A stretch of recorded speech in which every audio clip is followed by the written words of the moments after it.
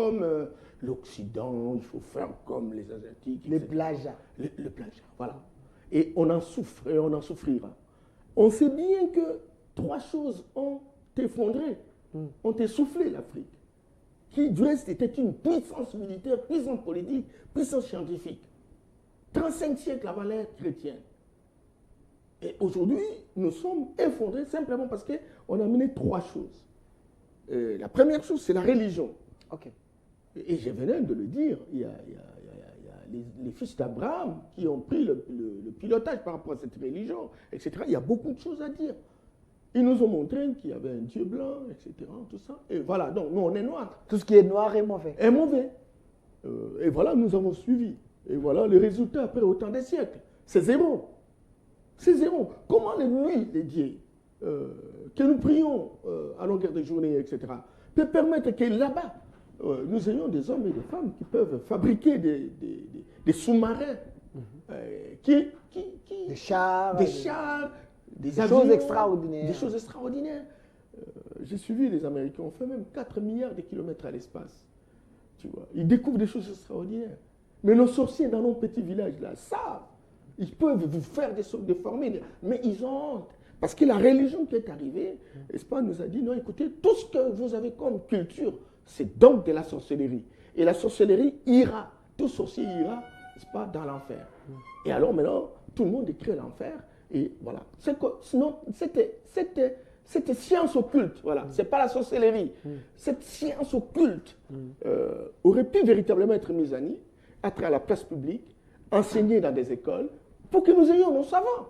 Et ça n'a pas été fait parce qu'effectivement, cela est considéré comme la sorcellerie passible, n'est-ce pas, des sanctions, d'aller à l'enfer, etc., et mourir dans le feu. Il y a quelqu'un qui m'avait dit... Vois, excusez, et vous n'avez pas que la religion.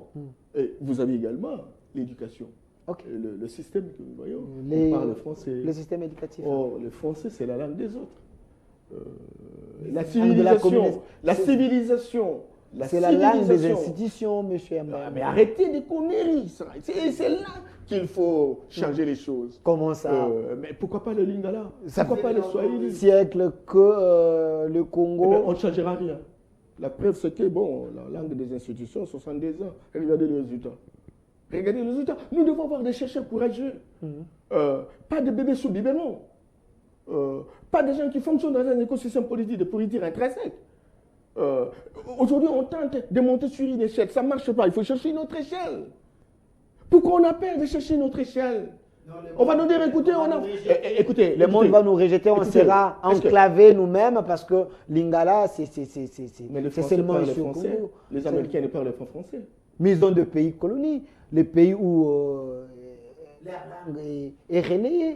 Non, nous, on a colonisé quel pays? Combien de pays parlent les Swahili en Afrique? C'est l'Afrique qui doit s'organiser. Parce que la langue est là pour transmettre la civilisation, la culture d'un peuple, l'identité d'un peuple. Un arbre sans racines tombe, fut-il les baobabs. Donc nous tombons simplement parce que nous n'avons pas d'enracinement, nous n'avons pas d'ancrage, nous n'avons pas, des pieds sur terre.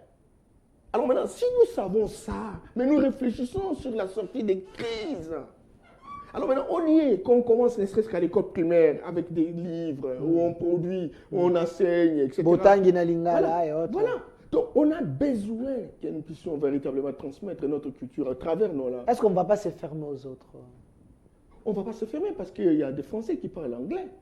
Il y a des Anglais qui parlent, des Anglais qui parlent le français, qui parlent le russe, qui parlent le chinois, qui parlent le coréen. Les Coréens sont là, ils parlent anglais.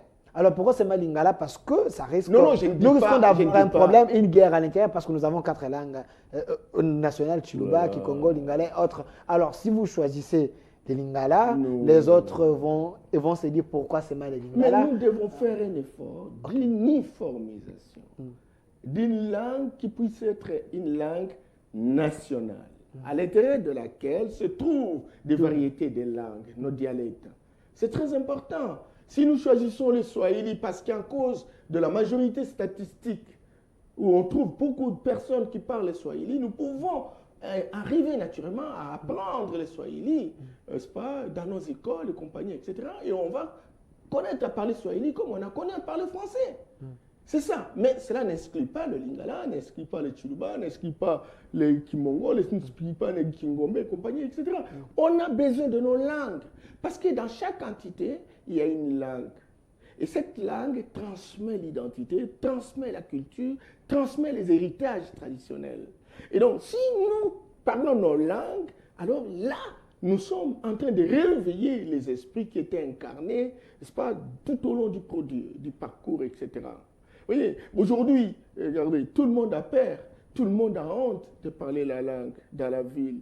Simplement parce que, bon, j'ai entendu quelqu'un me dire, mais écoute, mais cet homme-là, il ne connaît même pas parler français. Oh là là, vous voulez apprécier l'homme parce qu'il ne connaît pas parler français. On résume l'intelligence de la personne j'avais un professeur à la langue française. Et tous ceux qui ont étudié à Yangabi, tous ceux qui ont étudié à Bukavu savent, le professeur Prandota, qui est un Polonais, il a travaillé aux Nations Unies.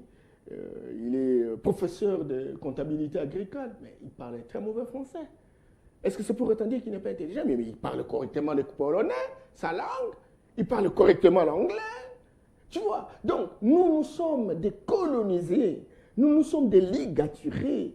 Nous sommes des ligotés. Nous sommes des prisonniers. Nous sommes dans un ghetto avec une petitesse d'esprit. Oui, quand vous commettez une erreur en français, c'est une qui crie, écoute, des conneries, quoi.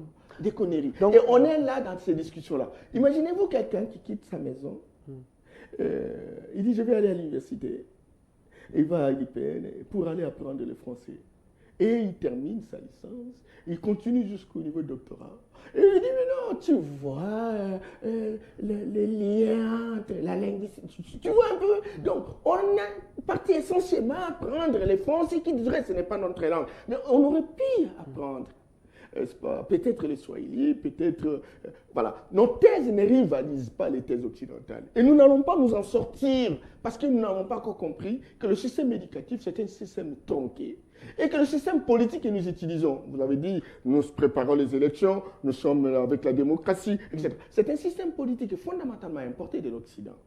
Et qui a fonctionné chez eux, mais qui ne peut pas fonctionner chez nous. Parce qu'il y a un principe, la loi des deux vérités contraires. Il y a... Vous êtes un peuple, moi je suis un peuple.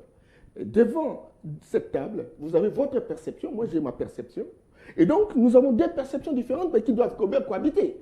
Tu ne peux pas venir que ta manière de voir les choses sur la table est la meilleure que la mienne. Ah, mais non! Et dans le défi de la complexité d'un savant comme Edgar Morin, il fait cette démonstration. Nous n'acceptons pas ça. Voilà.